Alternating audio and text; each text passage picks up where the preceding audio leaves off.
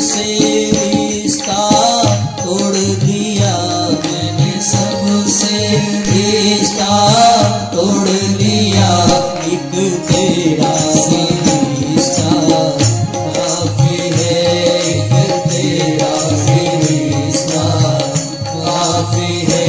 मैंने सारे सहारे छोड़ दिए, मैंने सारे सहारे छोड़ दिए, एक तेरा सहारा काफी है, एक तेरा सहारा काफी है। मैंने सारे दुआरे छोड़ दिए, मैंने सारे दुआरे छोड़ दिए, एक तेरा दुआरा काफी है, एक तेरा दुआरा काफी है, एक तेरा रिश्ता काफी है।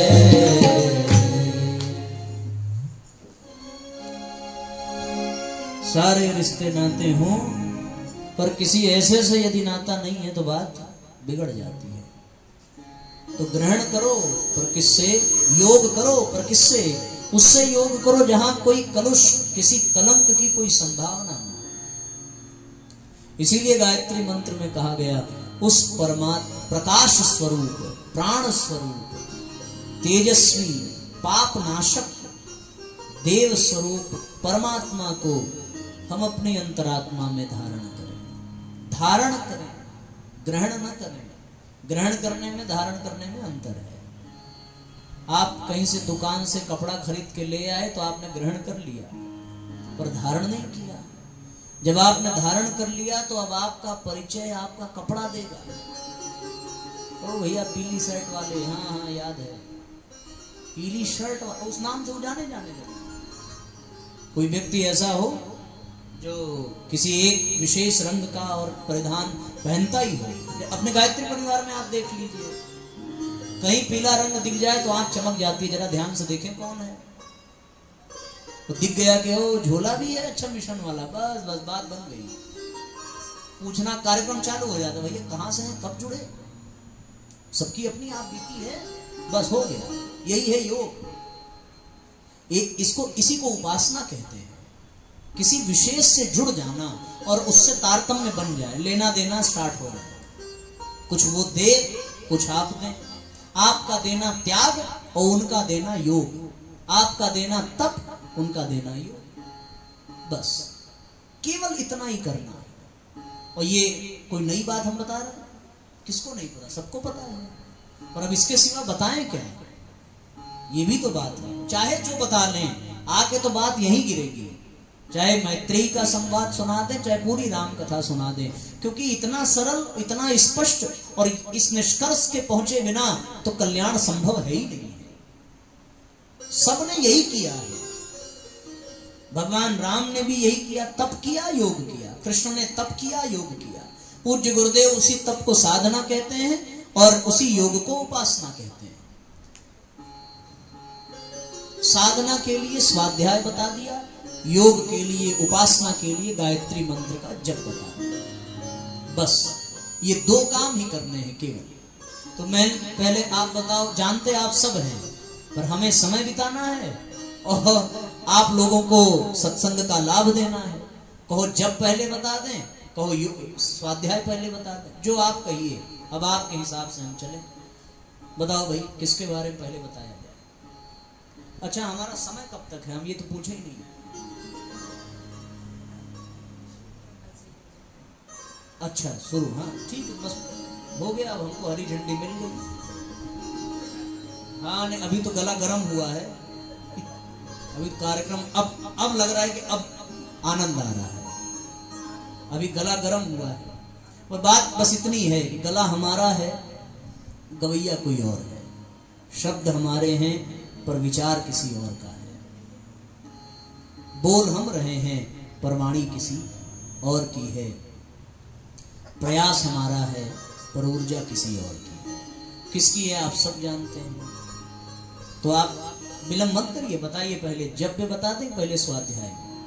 और ये मान के बताएंगे कि आपको सब पता है।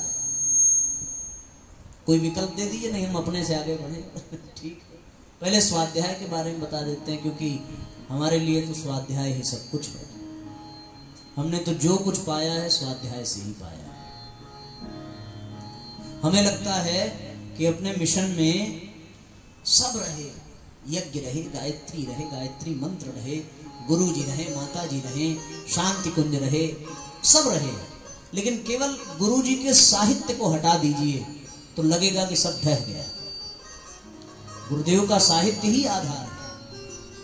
और ये बड़ी विडंबना है यदि आप अपने हृदय पर हाथ रख करके अपने आप से ये पूछें, हम अपना मूल्यांकन करें, जो उन्होंने अनुशासन दिया था प्रतिदिन आधे घंटे स्वाध्याय का, वो हमने ईमानदारी से निभाया कि नहीं निभाया? बहुत कम उत्तर हाँ में होगा।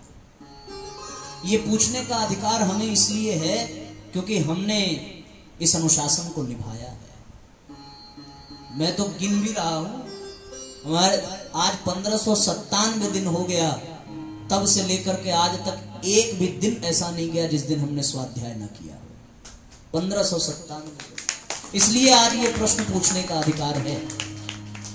और आप किसी भी महीने की किसी भी अखंड ज्योति का कोई भी पृष्ठ बता दो, हम उसकी व्याख्या, उसके अध्याय का शीर्षक आपको बता देंगे, किसी भी का। पर आप अपने आप से पूछिए कि क्या आप बता सकते हैं? पत्रिका आती जरूर होगी, पर उसका पृष्ठ हमने पलटा कि नहीं पलटा, उसको पढ़ा कि नहीं पढ़ा? प्रश्न ये है। हम तो जहां जहां से आज के विषय का प्रवचन दे रहे हैं, गुरु जी की कौन सी पुस्तक से है, कौन से अध्याय से है, वो हमने उसका भी उल्लेख किया है। सितंबर की अखंड ज्योति का उल्लेख किया, मैं क्या हूं पुस्तक का किया है, अपूर्णता से पूर्णता गुरुजी ने एक पुस्तक लिखी है, उसके वहां से हमने आज के विषय को लिया है। एक गुरुजी ने और पुस्तक लिखी है, तत्वबोध से मुक्ति, आपके सामने से वो पुस्तक गुजरी होगी, पढ़ा होगा। ये आज का विषय इन्हीं पुस्तकों में से। थोड़ा मिश्रण इसलिए करना पड़ता है कि मन लगा रहे, अन्यथा तो एक ही पुस्तक पर्याप्त है। पर प्रवचन की शैली में खिचड़ी बनानी पड़ती है, स्वादिष्ट बनाने की। इसलिए भैया जीवन में अब एक ही बात याद आती है, गुरुजी का लिखा हुआ कि जिस दिन व्यक्ति स्वाध्याय नहीं करता, उस दिन का उसका जीवन चांडाल के समान बन जाता है। यहां लिखा है कि अब वो व्यक्ति भले ब्राह्मण वंश में, ब्राह्मण कुल में बैठा हो, लेकिन वो है चांडाल अगर उसने स्वाध्याय नहीं किया। वो स्वाध्याय का मतलब श्रेष्ठ साहित्य का अध्ययन, किसी ऐसे वो साहित्य जो हमारे जीवन की समस्याओं का समाधान कर दे, उस साहित्य का ही पढ़ना स्वाध्याय कहलाता है, अन्यथा तो नहीं। इसलिए समय का अभाव है, जानते सब हैं, बस आज यहां से एक संकल्प ले जा करके ले जाने की आवश्यकता है। वो यही है कि आपको कैसे भी करके, जैसे सांस लेना जरूरी है, वैसे स्वाध्याय को जीवन का अंग बना लीजिए। ये जानिए, जीवन का अंग। ये प्रयोग हमने करके देखा है, ये प्रयोग चल रहा है। जिनके पास पढ़ने के लिए साहित्य ना हो, उनसे प्रार्थना है कि हम प्रतिदिन रात में 8 बजे स्वाध्याय कराते हैं, प्रतिदिन, और गुरु जी का साहित्य पढ़ाते हैं। आपको कुछ नहीं करना है, आप अपना मोबाइल लीजिए, यूट्यूब खोल लीजिए, गायत्री शक्तिपीठ वाराणसी सर्च कर लीजिए, चाहे हमारा नाम अनिलेश तिवारी लिख करके सर्च कर लीजिए, चाहे ऑनलाइन दैनिक स्वाध्याय लिख के सर्च कर लीजिए, आपको मिल जाएगा। बस आप प्रतिदिन आधा घंटा जुड़िए। आज ये कहते हुए बड़ा हर्ष होता है, पूज्य गुरुदेव की ऐसी कृपा, 500 परिवार हमारे साथ डेली स्वाध्याय कर रहा है प्रतिदिन। 500 परिवार में सदस्य। बनारस में ऐसे कितने परिवार हैं, मैं आपको उंगलियों पर बता दूं कि जब 8 बजता है तो उनके घर के सारे काम बंद हो जाते हैं। और अब तो टेक्नोलॉजी का जब तो टीवी में लगा देते हैं, पूरा परिवार स्वाध्याय में सम्मिलित होता है। इसलिए आप इस सुविधा का लाभ लीजिए। ऐसे तो गुरुदेव ने बड़ी किताबें लिखी हैं, उससे तुलना करने का मतलब ये हो गया कि अगरबत्ती की तुलना सूर्य से करना, पर उनकी ही दी हुई प्रेरणा और पात्रता है कि उनकी कृपा से अब तक 4 पुस्तकें लिख चुके हैं, पर जो हमें सबसे अच्छी पुस्तक लगती है हमारी लिखी हुई, वो ये है स्वाध्याय से समाधि।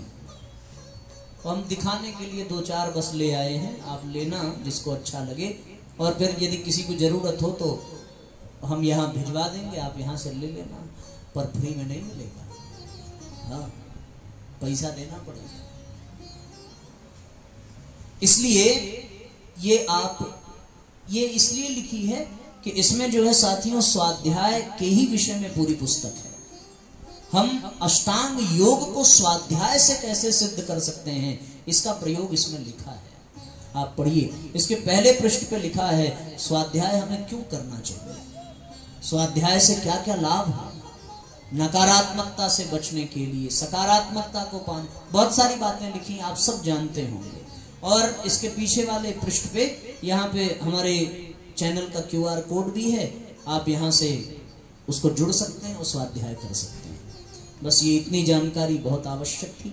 दूसरा, अब हम लोग जप पे चर्चा करें, और इसी चर्चा के बाद फिर दीपक कहाँ लगा?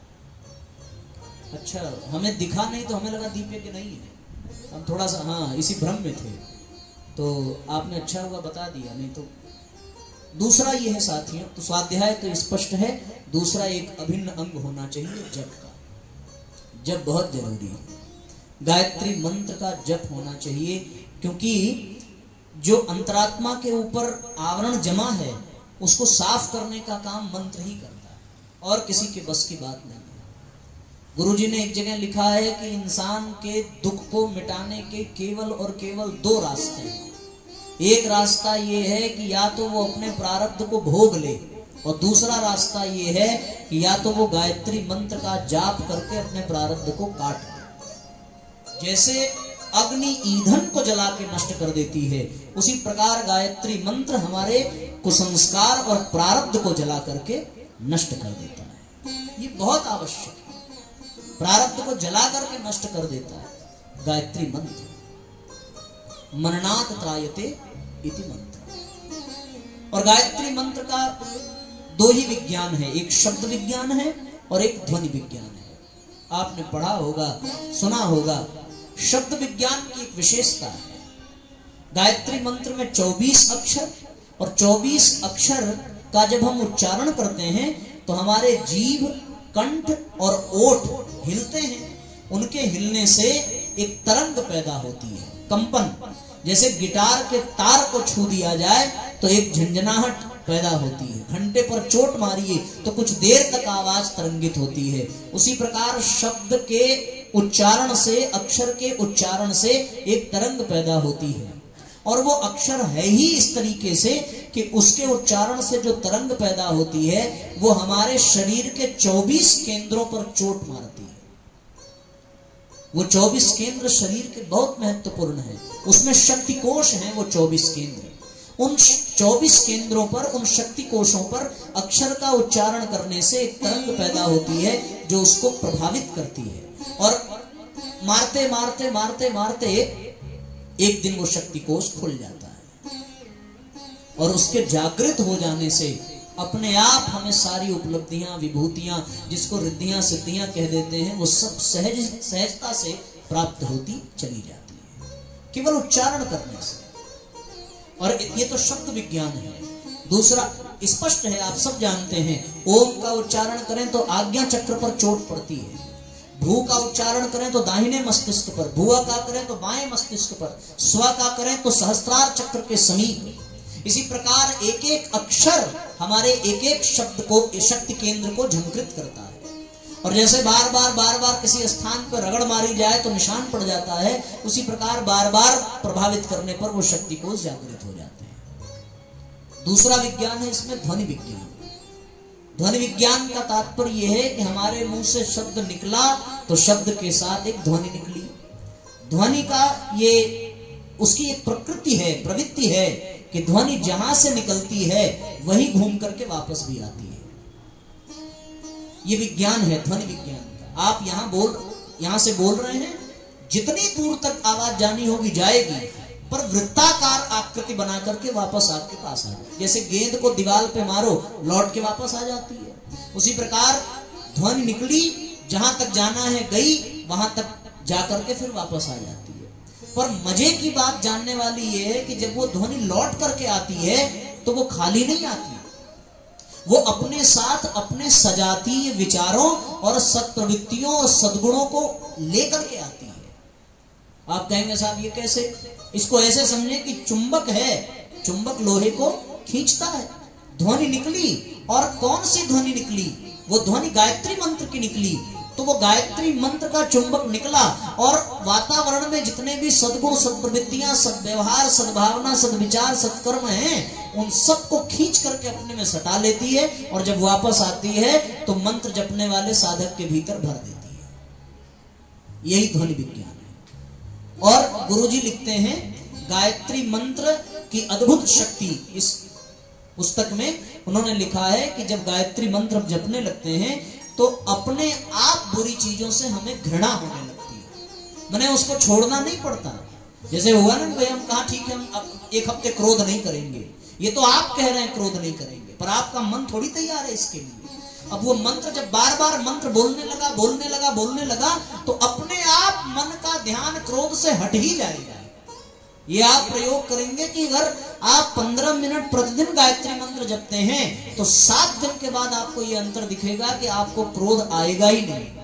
आपको प्रयत्न करके क्रोध लाना पड़ेगा। ये हमने एक्सपेरिमेंट करके देखा है। और अब तो डॉक्टर भी कह रहे हैं कि भैया 1 महीने जपो तो बीपी कंट्रोल, 3 महीने जप लो तो शुगर नॉर्मल। ऐसी बहुत सारी उपलब्धियां हैं। विषय बहुत लंबा हो जाएगा, पर सार इतना ही है कि फ्री में मिल रहा है, करने में क्या जाता है, कौन सा खरीदना पड़ रहा है भाई? किसी के बाप की बपोती है नहीं गायत्री मंत्र, आपको मिल गया, गुरुजी ने जागृत कर दिया। बस अब इतना और करना है कि किसी ऐसे व्यक्ति से दीक्षा लेकर के किया जाए जिसने गायत्री मंत्र को सिद्ध कर लिया हो, तो उसका प्रभाव कई गुना बढ़ जाता है, कई गुना बढ़ जाता है। ठीक है ना? जिसमें उसकी ऊर्जा लगी हो। जैसे माँ बच्चे से कहे कि बेटा खाना खा ले, बच्चा सुनेगा नहीं, बाप को कहना नहीं पड़ता। बाप केवल इतना ही कहता है कि भैया भोजन निकल गया है। कोई अंतर है? वही वाक्य माँ ने भी कहा, असर कम हुआ। वही वाक्य पिता ने कहा, बेचारा तुरंत भाग के आता है, भोजन करता है। यही अंतर है। हम कहेंगे तो वो शब्द है, पर किसी योग्य गुरु से मिल जाए तो फिर वो शब्द नहीं, वो मंत्र है। शब्द और मंत्र में इतना ही अंतर है। शब्द में किसी का प्राण नहीं है, पर मंत्र में किसी का प्राण मिल जाता है, तो वही शब्द मंत्र बन जाता है। माँ ने जब कहा था तो उसमें माँ का प्राण नहीं है, माँ का वात्सल्य है, पर पिता ने कह दिया तो पिता का प्राण है, तो फिर वो शब्द क्या बन गया? मंत्र बन गया कि आजा भैया भोजन कर ले। बस इतना ही है। और दीक्षा लेनी किससे चाहिए? एक बात मैं आपको और बता दूं, उसके बाद फिर हम लोग दीपक की ओर बढ़ेंगे। दीक्षा उसी से लेनी चाहिए जिसने मंत्र को सिद्ध किया हो। मंत्र को सिद्ध कौन कर सकता है? उसका भी विधान शास्त्र में बताया कि मंत्र जितने अक्षर का है उतने वर्षों तक, उतने लाख पुरस्चरण जो करे उसी का मंत्र सिद्ध होता है। जैसे 12 अक्षर का मंत्र है तो 12 वर्षों तक 12 पुरस्चरण कर लिया गया तो मंत्र सिद्ध। पर गायत्री मंत्र में 24 अक्षर और 24 अक्षर के 24 लाख के 24 महापुरस्चरण 24 वर्षों तक एक विशेष अनुशासन के अंतर्गत जिन्होंने किया उन्हीं से दीक्षा लेनी चाहिए। अब आप टार्च लेके खोजिए ऐसा करने वाला कौन है, तो आपको पूरे ब्रह्मांड में वर्तमान में पूज्य गुरुदेव के सिवा कोई मिलने वाला नहीं है।